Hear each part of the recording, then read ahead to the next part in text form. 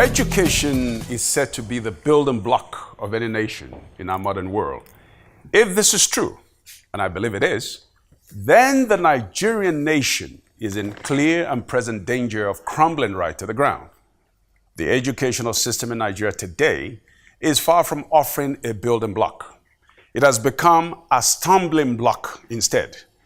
The summit today is on some of the causes and effects of the progressive degeneration of education in contemporary Nigeria. Welcome to the summit. I'm Shola Ajay. Education in Nigeria is rapidly going down the drain. This scary trend began in the latter part of 20th century, and it has been engendered by a number of factors, among which are poor commitment by successive government, poor economic power of the citizenry, diminished commitment of the people in the nation's educational system, which includes the administrators and educators, as well as poor attitudes of the contemporary Nigerian youths towards education. For instance, educators, especially lecturers or teachers, have been accused of truancy, extortion, and sexual molestation of students. Students have also been accused of truancy, as well as complicity in the acts of extortion and sexual misconduct with the teachers. The scandal of the sale of grades for sex and money by lecturers has raged in Nigeria for a long time. Some of the most documented disgusting tales involved underage girls in secondary and even primary schools who were sexually molested by their teachers. However, some of the girls actually enticed or seduced the teachers into the acts in order to earn undeserved passing grades in examinations. On the part of Nigerian leaders, they have been widely criticized for failure in making favorable policies and budgetary allocations to drive the education in the country. The United Nations Economic Model for Sustainable Development recommends developing countries to allocate 26% of their annual budget, or 5% of their GDP, to education. This recommendation was made far back in 1945, and Nigeria has never been anywhere near the figure in all these years. Starting with 1994, Nigeria allocated only 14.9% of the nation's annual budget to the education in that year. The figure has continued to go down ever since. It dipped to 11.4% in 1995. Then went slightly back to 12.3% in 1996, after which it started going down again. It has remained on the downward slope ever since. From 2006 to 2010, less than a total of 300 billion naira was recurrently allocated to education. In comparison, and taking 1 year for example, about 35% of the national budget was allocated to security in 2011, while education had less than 10%. This brings up the question of national priorities in budgeting. The education allocation was at 8.4% in 2012, for a sum of about 395 billion naira out of 4.7 trillion national budget. Then in 2013, the allocation went slightly up to about 11.5% of the national budget, which amounted to 426 billion naira. In 2013, the World Bank put global average on budgetary allocation at 14.13%. With the exception of 1964 budget, Nigeria has stayed below this average for over 25 years. From 8% in 2016, the allocation came down to 7.4% in 2017, and now down to 7.04% in 2018. This currently puts Nigeria somewhere at the bottom of education funding across the world. Equally sad, or even sadder, is that the meager funds allocated to education by the government all these years are mostly stolen away by corrupt Nigerians in the system. No doubt, starving the education system of funds results in the dilapidation of infrastructure and learning facilities in the institutions, as well as a remuneration to the educators. In turn, these have adverse effects on the quality of education in the institutions. For instance, the quality of teachers or lecturers is low, because those with good qualification do not want to teach in Nigerian institutions, and many do take the job are lackadaisical on duty due to poor remuneration and motivation. Lecturers are distracted by their daily struggle to augment their poor remuneration packages through other means, including trading. Others take to bad conducts within the institutions, which are equally or even more detrimental to the nation's education. Among the most grievous acts is selling grades to students who want to obtain degree certificates without going through the educational system to acquire the knowledge that is supposed to come with those certificates. This results in progressive degeneration of the quality of university degrees in Nigeria. Also grievous is that as Nigerian education is degenerating, the children or wards of Nigerian leaders are being educated in good schools outside Nigeria and acquiring good education, which is paid for with the commonwealth of all Nigerians. Some leaders have made promises in the past to institute a policy or even constitutional provision that bars leaders from sending their wards to educate abroad in order to force leaders to commit to rebuilding the nation's education system for equal educational opportunities for all. So far, it has all been empty promises, and the rot continues. Finland, which is rated as having the best educational system in the world, has little or no private schools attended by its citizens. Countries like Switzerland has less than 5% of its students' body attend private secondary schools due to superior public educational system, which are funded almost exclusively by the state. On the contrary, Nigerian parents are literally forced to incur massive debts in order to ensure that their kids have quality education. There is no doubt that this informs the exodus of Nigerian students to countries like Benin Republic, Togo, Ghana, Cameroon, Chad, Egypt, and all other countries, which ordinarily Nigerian students of the past will have avoided at all costs. Welcome once again to the summit. We have established some of the failures of successive governments of Nigeria in giving education the attention that it deserves. Today's summit addresses some of those failures. It is also very important to look at the general commitment and attitudes of the people in our educational institutions, which include the educators, as well as the pupils, or students being educated. Our premise is that there are enough blames to go around on both sides of the aisle. The educators have been accused of lacking in their commitment to educate, and the students have been accused of lacking their commitment to learn. Ultimately, the standard is going down the drain. As usual, I have a good ensemble of competent personalities to discuss this today. With me is a mixed bag of individuals from the academic world, and also with the group is also a student, so that we hear from all sides.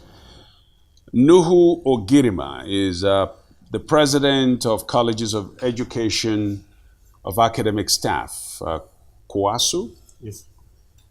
He's also a principal lecturer at the Federal College of Education in Okene.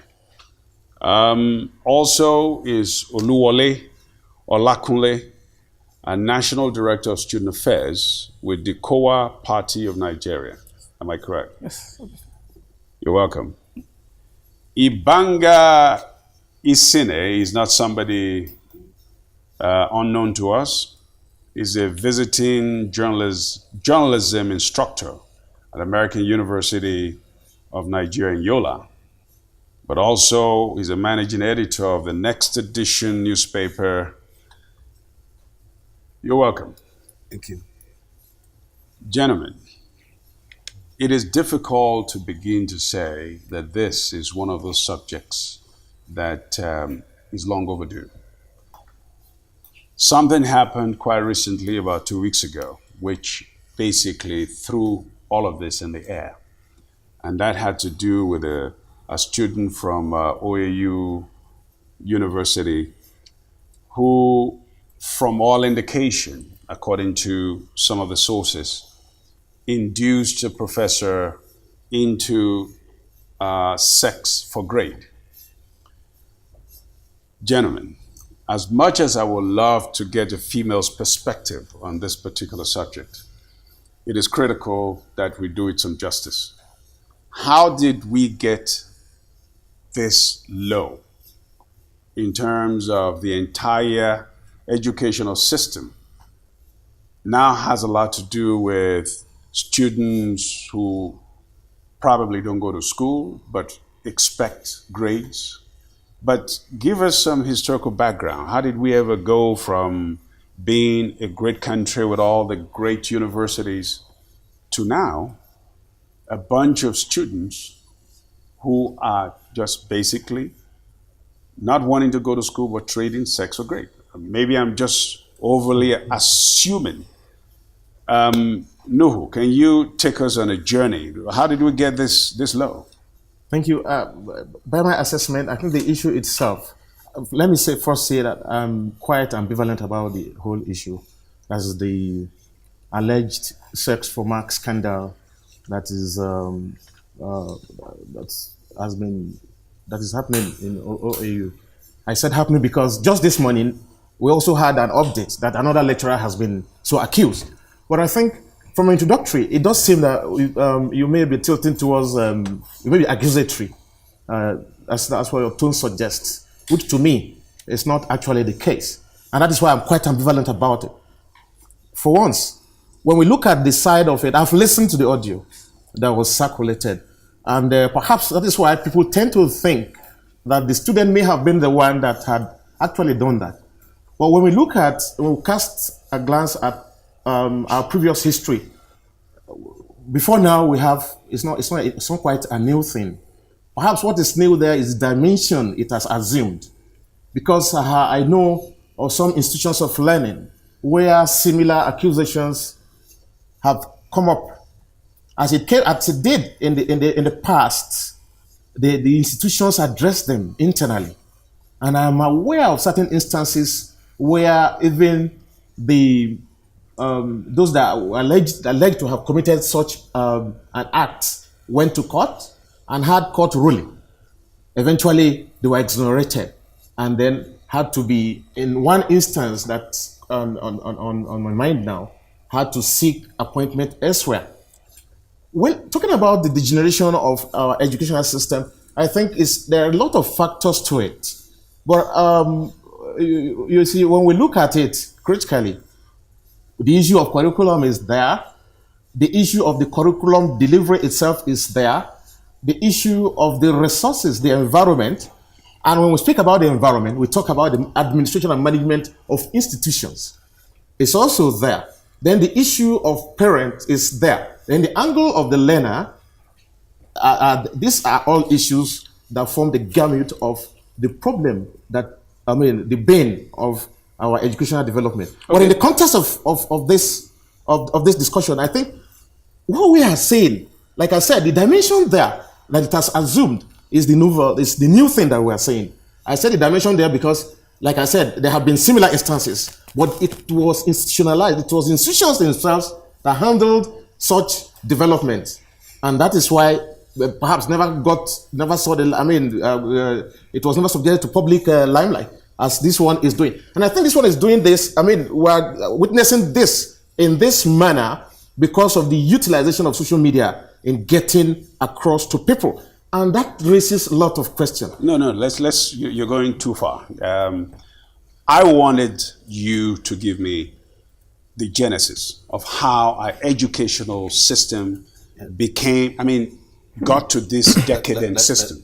Let me say something here. Yes. Because he said he is ambivalent. Yes. But his ambivalence, does not necessarily gel with the history and how we got to exactly. Okay. So now let me say something. See, in the past, hard work, the values of hard work, dedication, and honesty were the cornerstone of our society. People wanted to be known for working hard, doing the right things, and parents encourage their children.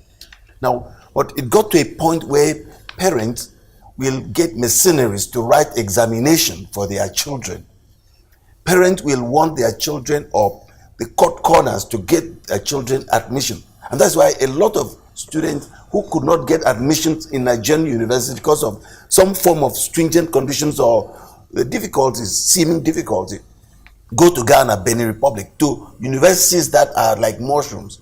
They don't have substances, they are just there, and they churn out degrees. They even give degrees whether you attend school or not. So the values of our society has really gone down, and parents, instead of encouraging their children, their wards, to study hard like they did, because this never happened in the 70s. It was just very little.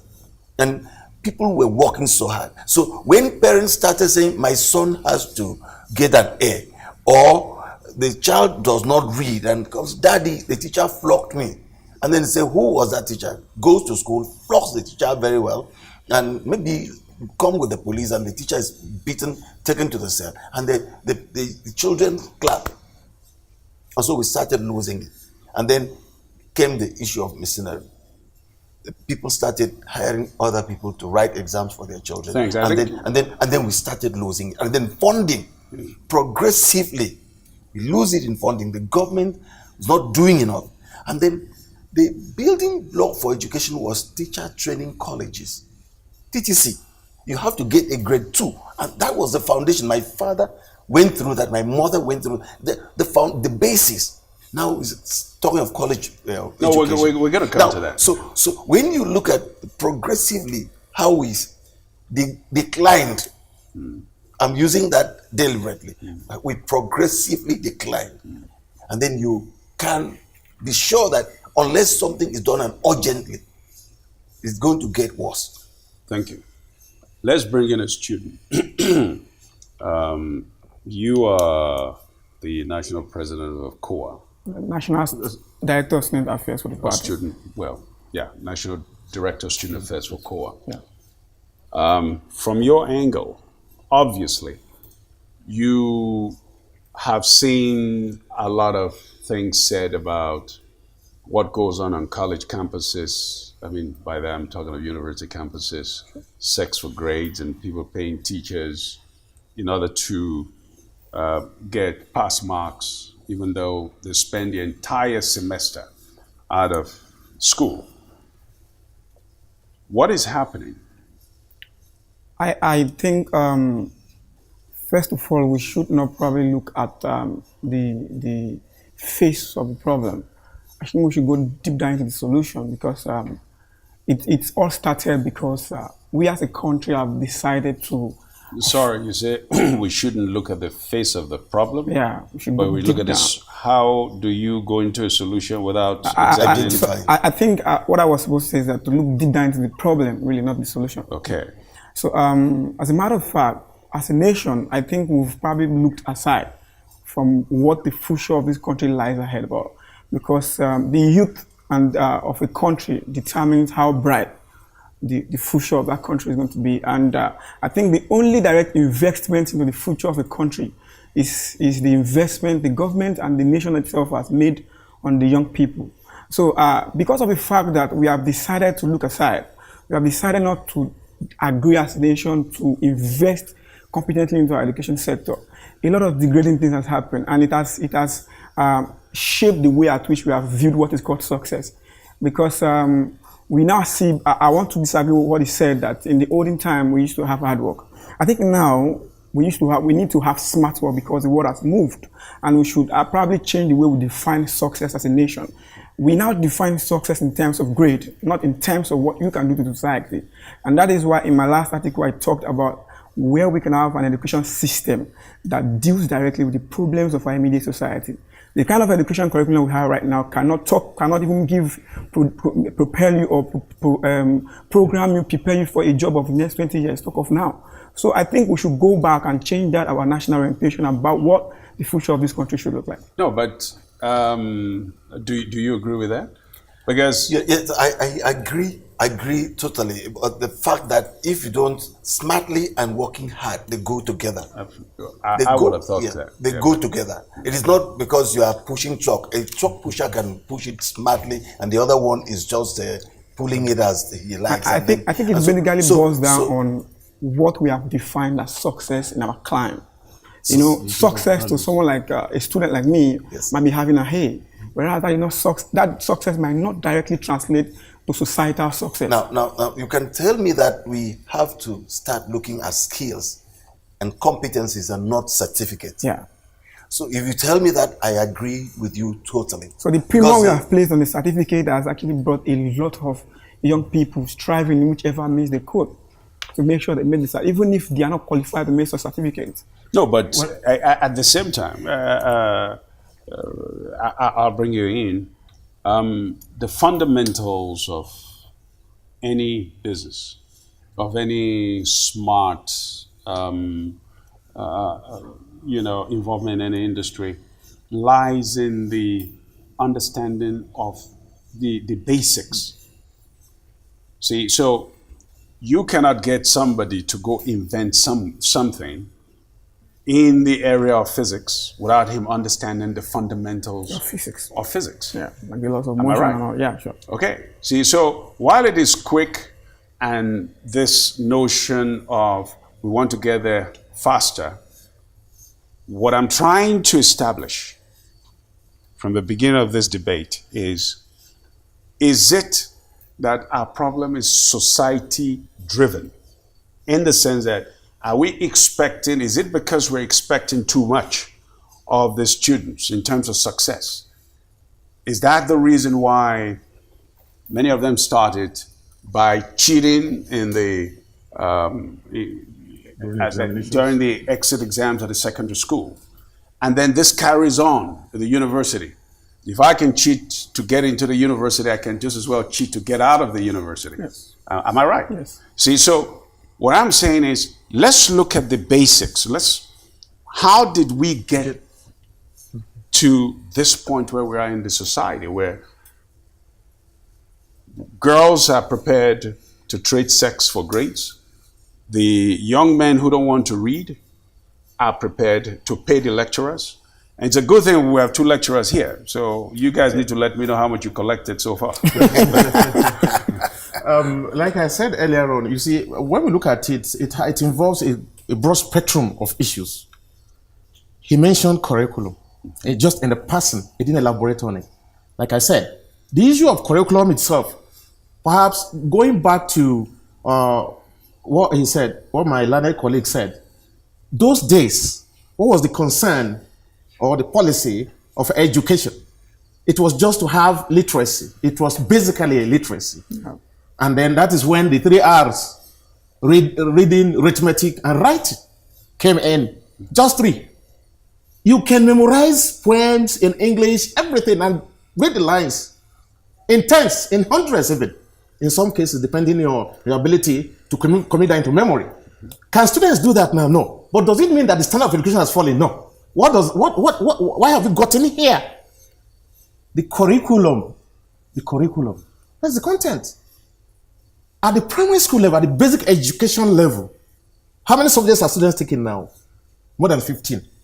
You see your kid carrying his rucksack of how many textbooks in it? You expect that student to be able to recall lines of poem, just one subject? When you are taking ICT, when it's made to take computer, besides ICT, when it's made to take mathematics, when it's made to take a lot of other subjects, 15, not less than 15. I see my kids carry their rucksack and I said, don't carry everything. Just carry those ones that you will do in a day. That is curriculum. And what relevance have we really defined? Like I said, have we really defined our goals? If you look at the national policy on education and you see what has been enunciated for the skills, for the university, that is talking about tertiary now, universities, polytechnics, you see so many things articulated in it. We ought to have a 6-3-3-4 or 6 combination of 6 now, and then 4. Going by it's just a merger. The 6-3-3-4 was initially tailored to galvanize Nigeria into the technological world. Yeah. I recall that provisions were made for all those gadgets and all that for importation. Some of them came, They came, but they were diverted. Yes, but we never got there. Why? Because of policy implementation, the flip-flops and somersaults of our policies. So this one is on the angle of policy for a laudable curriculum developed, never achieved, because the implementation of itself was flawed. Then we talk about other aspects, especially the environment the students are made to learn in. What kind of environment do we have now? Are they such that are conducive? Because today, let me use one aspect of the environment. Students' strength-lecturer ratio. In most of our institutions, you have a lecturer addressing a crowd like the market crowd. You have a lecture theater. We have TEDFund incidentally has been building us lecture theaters now. Some theaters contain over 2,000, and you have a lecturer there taking over 2,000. The question is, how would he supervise? How would he conduct CA? You need to conduct CA to award 40 marks. 40 marks. That is done not less than 3 times. Maybe 10, 10, and 20, or 20, 10, 10, depending on how you may wish to conduct it. Then for over 1,000 or 2,000 students in most cases, at the end of the day, how would you assess that properly? So that is just one aspect of the environment. That's the delivery. Yes, and then you now talk about the management. The environment itself has to do with the administration and management of the institutions. What kind of people do we have there? Let me share an experience with you. Of recent, I had a course to address the governing councils of colleges of education, including the provost. And then the issue of employment came.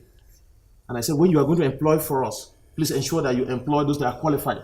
Why did I say that? I said, the administration and management of our institutions have, in most cases, compromised the processes by bringing in people that are not qualified. So the environment itself, do we have people that are qualified there? It's not just the aspect of students, disposition and all that. and besides the issue of the environment, we also have, still within the environment, the issue of the resource materials. What kind of resource materials exist? We are in the era of e-library now. How many institutions have e-library? If they do, are they functional? And let me leave the other aspects. Then let's go to the learner. What kind of disposition do learners have? Are they properly brought up? That is their parental background. If they are. I mentioned this proper upbringing because of the exposure to things that are antithetical to good learning in form of what? Maybe involvement at home, maybe influences of the culture, influences of parental influences that are detrimental to education, like courtism, exposure to courtism or thuggery. We have students that are involved in thuggery. To what extent will those ones be willing to submit themselves to the conditions and learning environment as dictated by the institutions? Thank you. I think you begin to sound like you're in the lecture room. So sorry. It's okay, But I think we understand clearly where you're coming from. We just want to take a quick break. And when we return, yes, we'll still be talking about our abysmal state of education in the country. In as much as a lot of things you've said, we will examine them much more closely. Thank you. We'll be right back. When you're looking at these women, what you'll be wondering is perhaps, a protest against marginalization and victimization against Nigerian women. The plight of a disabled person is glaring. The people say they just do not need only sympathy from the government, but a structured welfare plan. Statistics have shown that over 250,000 children are malnourished. The worrisome about baby factory and baby cells is that these evils are being perpetrated by women like me. Nigerian women are the ones who build this economy from the bottom to the top. Africa is in need of evacuation centers. In Nigeria, we have none. We have schools for makeshift refugee camps. That's got to stop. Gender Agenda, every Saturday at 1 p.m. with Adora Onyechere.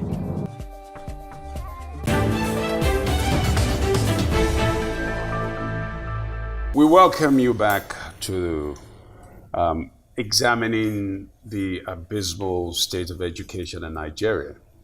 And I still have my guests here, Nuhu, Olawale, and Isine. Before we left, you were talking about all this, basically for me, all the psychological intrusion many of them environmental, others governmental. There are all kinds of reasons why you're saying that our educational system, it's the kind of in a pariah state that we have it today. However, having said that, I like to ask Isine to come in and let's dissect the role that the government needs to play or should have played before things got this bad. All right. It is really very unfortunate that the government that should be on the driver's seat and churning out good policies and ensuring that those policies are implemented to the letter has always been lax. My colleague mentioned about the flip-flop policy inconsistency. Now, when you have like the 644, that system of education which was tailored at driving Nigeria to attain some level of technological development, and then they went to so many the technical college in my state, Ikoradai, they brought in equipment based on that educational policy. They brought in a lot of equipment and they stacked them there, and that is how it has decayed. That not been installed, nothing has happened, and that system of education was changed because that government was no longer there. Now, how do you sustain a country where there is no continuity in policy implementation, in policy creation, policy implementation? How do you have such a country? And so when you have a government that has refused to pay living wages to those who are responsible for taking care of children, of training your future leaders, of training the young people, and then the government is investing so much in politics, that's the presidency, the National Assembly, and other institutions of government, and the civil service is taking so much of the resources instead of putting them where your future is. And so you have a government that we talk of the UNESCO benchmark for education, and then we talk of percentages. We have never gotten or spent anything close, and they will have so many excuses. How much has this present government been budgeting for education? How much have they budgeted for the National Assembly? How much has been budgeted for the presidency? The last time we checked, the money that was given to the clinic at Aso Rock Villa was higher than, almost bigger than what was given to all the tertiary hospitals, the teaching hospitals in the country. And we are talking about creating manpower that will drive the economy of the country and that will deliver on the promise of growth, sustainable development and growth. How can we make progress? The government has to be serious about what it has to do. It started when they started sacking teachers. When you sack teachers, you don't have the need for teachers and you don't take good care of teachers. How do you intend to get children who will be educated, properly educated, who have skills and competencies? We are not talking about certificate. Who work smart, who understand what is happening in the world, who could go. Tell me a country that is desirous of sustainable development, and I'll show you a country that's investing properly in its young people. Well, recently, I think Bill Gates was heavily criticized for saying to the Nigerian government that the Nigerian government is not investing in its people, especially in the area of education. Olawale, you were trying to give us an example earlier. Okay. Yeah, I was trying to say that I was trying to give an analogy of what we have on ground right now. See, we have an education system that was designed, like he rightly said, for us to just be able to read, write, and do simple arithmetics. Because I will have to go back to our colonial masters now, because those who designed the curriculum really, didn't want us to get educated. It's just like you getting an house help from, say, Nigeria or somewhere who doesn't understand your language, and you want to say, okay, let me send you to school so that you can be able to understand simple English. So that if I want to get anything or if I want to send you errands, I can, our communication, it's better. So I think our education system is designed to make us literate in terms of the slave era and all that, so that our masters can probably just be able to direct us aright and can understand ourselves better. But as time progresses, look at China. China was colonized by those who colonized us, and they probably need to snap out of that colonial mentality. So we need to come out of where we are being. We are no longer slaves. We need to define to ourselves the kind of education system that we want for the future of the country, because education is like the piston of an engine. It's like the piston of the whole nation. So the kind of mechanism you have on ground for the education system. So when we now have this kind of education system, and for like 20, 50 years after, we now have people who can read. I call them sophisticated literates, but uneducated people. You have people who can read, who can write, but cannot think beyond the box of how to make society better.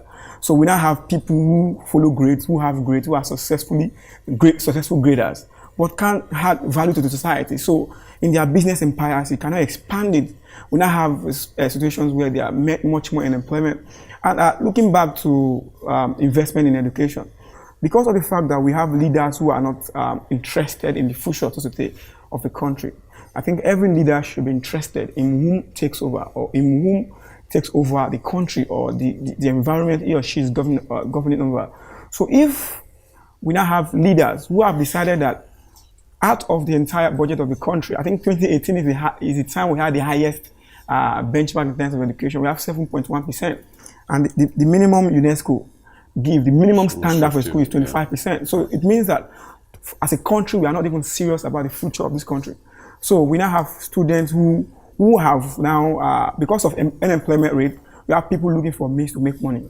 And such means are beginning to become legalized in terms of appraisal. Societal appraisal is beginning to legalize it. If I'm a Yahoo boy now, I can go to society has make it look as if I have a legit business. That's what I'm trying to say, that we need to change our cycle of what we call success. So somebody who is a Yahoo boy who has actually got money illegally will be praised. So it now goes back to sexual harassment.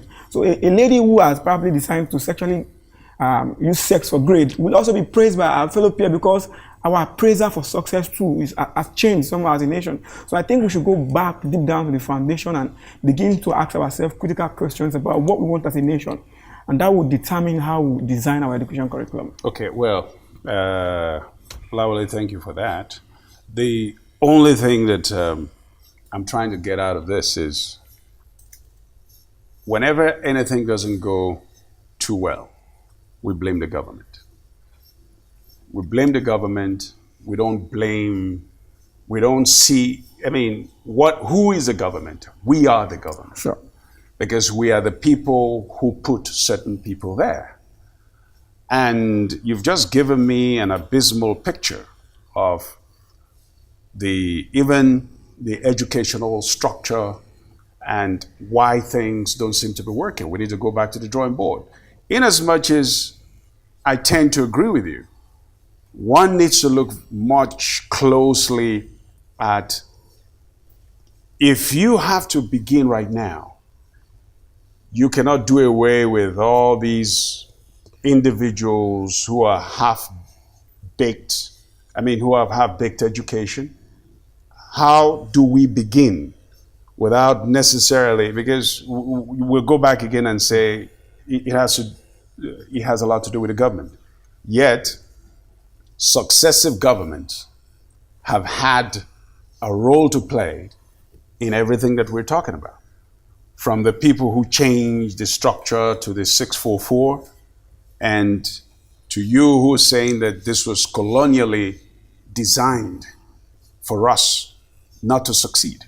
See, so knowing all of that, let's deal with the realities of today. We have half-baked students who come out of our universities. Currently, we have professors or lecturers who collude to make them even very useless. Yeah. I can give you a good example. I was interviewing some students who were looking for some financial assistance from one of the Kaduna universities. I cannot name it. And I said, you need to be gunning for first class before you can get any form of assistance from us. And they said, they started laughing. I couldn't understand why they were laughing. They said, first class. Our lecturers did not get first class. You expect them to give us first class?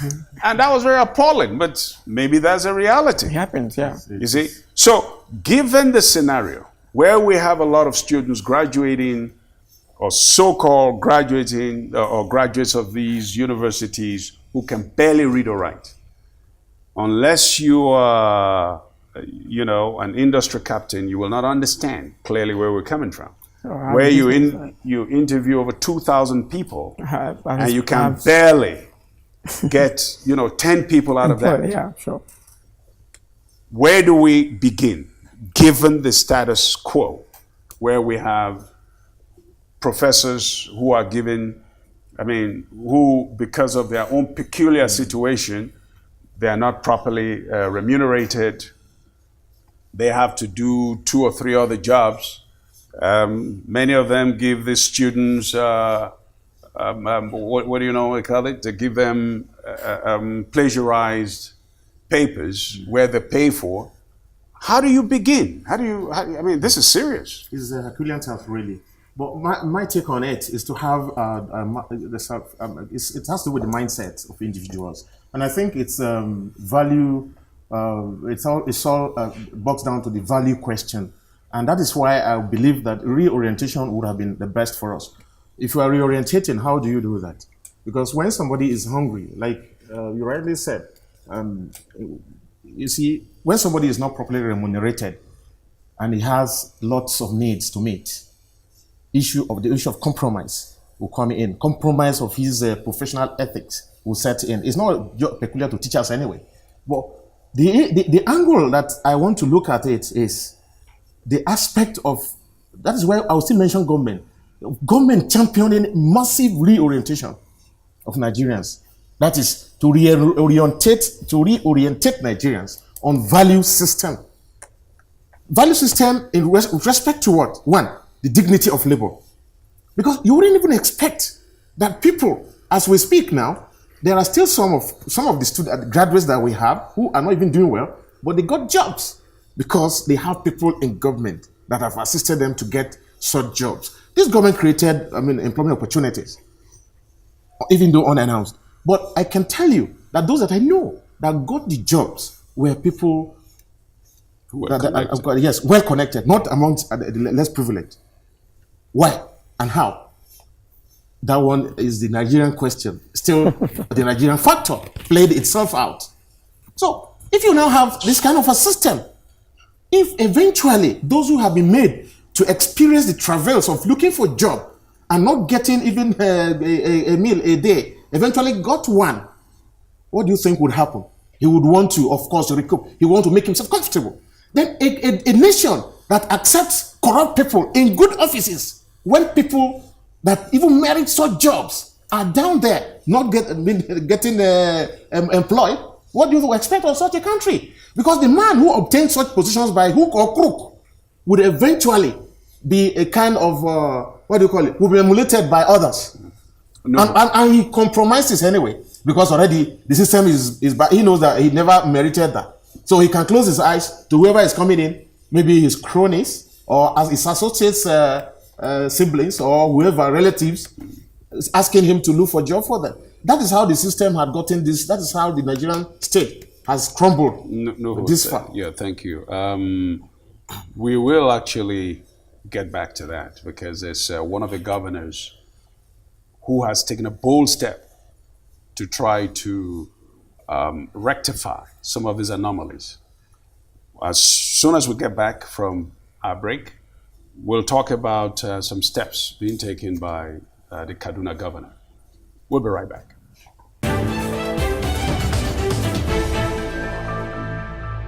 Welcome back. We're still talking about the abysmal state of education in Nigeria. And With me, three gentlemen, and rightfully so, a student and two lecturers. You see, while we're talking about all these problems, at least one governor seems to have taken a bold step. You may agree with him, you may not. Where they tested some teachers who could not pass a simple exam for the, I think, for the primary class. And he started by weeding them out and trying to get the right people in. So where has it gone wrong? I'm not. What the Kaduna State governor did was doing the right thing in the wrong way. Now let's look at it. What foundation? Where is he going to get the right people? Because I know, as far as I know, and I've been to a lot of northern states across the country. You cannot. It's difficult to find a school in some of the core northern states where they teach in English language in primary schools. Yes. They don't teach in English. They teach in Hausa. Now, even some of the teachers in those schools can't speak English very well. And that's the foundation. When I was saying something about the teacher training colleges, TTC before. That was a foundation where teachers, the training of teachers started. You have to, first of all, maybe a C teacher, become a grade 2 teacher, and then you go to grade 1, and then you go to College of Education when it came out, and then initially advanced teachers colleges before it was transformed to College of Education. Now there was a foundation, and then you come and say, no, that should not be, and you bring in people from, call it the road, the streets, and put them in little crash program, and say they are teachers, and they cannot speak English, they cannot write English. Where was the Kaduna State governor going to get the people to replace these other ones? Well, that's one question. Number 2, how did they get, the consultant, whoever carried out that job, what were the parameters? He just came and said, okay, selected, administered the exam. What was how did they identify the problems? I think you seem to be speaking to the IQ dichotomy, like the type that took place in America between the blacks and the whites.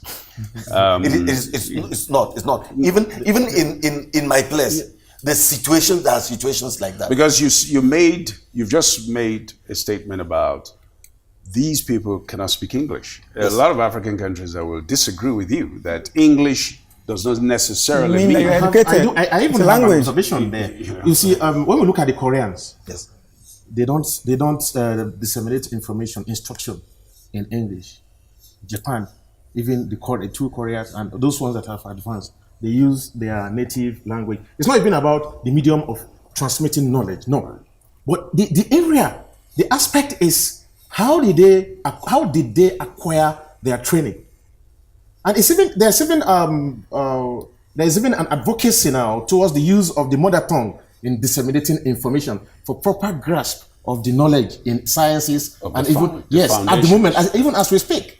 Well, the issue is not about that, sir. But the issue is about how they came about their certificate to have qualified them in the first instance to teach, and that is where we faulted the approach in addressing the issue of the teacher competence. This is it. Those people, as we speak, the colleges of education are, by their mandate, responsible for the training of teachers for the basic education level. But Nigerians have lost sight of other service providers. We have, as we speak, National Teachers Institute. The basic obligation or statutory function of the National Teachers Institute is by distance learning. Have we taken pain to assess the certificates of those teachers to determine where they obtain their NCE certificates? That is one. 2, the issue of teacher competence or the low quality of our graduates is not also peculiar at that level. Let me give you one instance. Some of us are aware that of recent, the Senate President, the Chief Press Secretary to the Senate President made a comment on what happened while the Senate President was governor of Kwara State. They conducted an examination for graduate teachers too. Over 1,600 of them were graduates of universities. They got 0. But the then governor of Kwara State, who is currently the president, did not lay them off. What did he do? He gathered consultants and professionals professional teachers, seasoned academics in the profession were gathered. They developed modules with which they trained those teachers or those that were found to be incompetent in court. Jigawa had cause to go to send a delegation to understudy what Kwara State did. That was what they did. Eventually, those teachers turned out to be much more than, better than what they were initially assessed. Graduates, mark it, graduates. You can conduct further research on it. Over 1,600, they got 0. Graduates of university, 0. So what I'm trying to say is, when you want to assess teachers, you don't assess teachers by the kind of assessment conducted. Have we asked ourselves questions why security agents are not used during the conduct of examinations? Again, environment. In the conduct of an examination, the environment has to be made very congenial, very conducive. If you program those you are assessing, that is the students or the candidates, and you saw there's tension there. The possibility of forgetting can be there. It can inhibit. The environment can cause inhibition in the process of trying to recall. That is one. 2, what kind of examination did they conduct? Because as we speak, even graduates of years, when you subject them to the same exams of their 400 level, of maybe a decade, after a decade, tend to forget if they are not in the academia. It's only when you are in the academia that you are kept abreast of researches continuously, that you have a proper grasp and you can recall and in fact defend whatever area of specialization you may be in, you might be in. That is one. What kind of examination was going on? You have a lot of 1s and 2s. The executive governor laid them off. Well, you can lay off. I want to believe that there are still graduates out there or qualified teachers that he can employ. But laying off will not solve the unemployment problem of our nation. If anything, it could even contribute to worsening the impact of the unemployment on the economy, on the security, situation in the country. Of the country. And what would have expected them to do is following the Kwara example by training them on the job and then looking critically for government to also look critically into the service providers. NTI, for example, has no facilities on ground. They have no resource persons. Where do they get this? They certificate people on NCE. They also certificate people in degree. So it's such a pathetic situation. Yeah. I think it's literally unforgivable in 2018 that we have a situation where lecturers or professors who are supposed to be, role models and guardians of our educational democracy are the same people who are either co-opted by these young ladies and young men, either by being paid money or being bullied into some sexual encounter, to continue with this particular practice. It's disgraceful and it's really a scandal internationally. The university I teach, the UN, has a clear policy on academic integrity. Yes. Number 1. A clear policy on sexual harassment. And when students are brought in, admitted into the university, there is an orientation that is given. And they give them orientation, sensitize them on what to do if something like that happens. And the students, there's a judicial affairs office that takes care of those problems, and immediately it is reported. There are complaint handlers on hand. And so there's a seamless situation where a student will report and immediate action is taken, and a panel is set up to consider everything. And then a lot of professors have been sacked immediately. If it's an expert, goes to the airport. The next time after the case has been decided and is found guilty, And they're he's repatriated. immediately. And then academic integrity. The university where I teach enforces it strongly and strictly. And because we believe that you are not doing a child any good at donating marks or collecting favor. It's even a crime in the university for you to collect a gift from a student. I think we'll still be dealing with the issues of what do you call it? Academic and sexual misconduct on our campuses.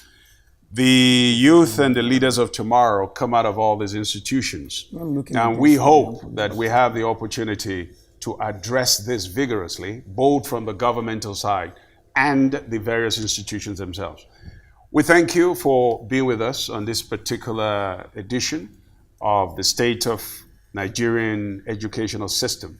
It is time for adjournment on the summit, and we want to leave Nigerian leaders with these crucial questions. When is Nigeria joining the rest of the world in a committed search for education? When do we begin to recognize education as a building block of a nation like the rest of the world?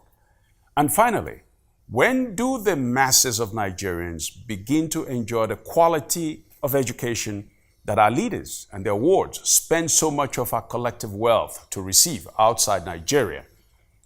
We may be revisiting this topic from time to time for answers to these questions. Bye for now, and thank you for watching.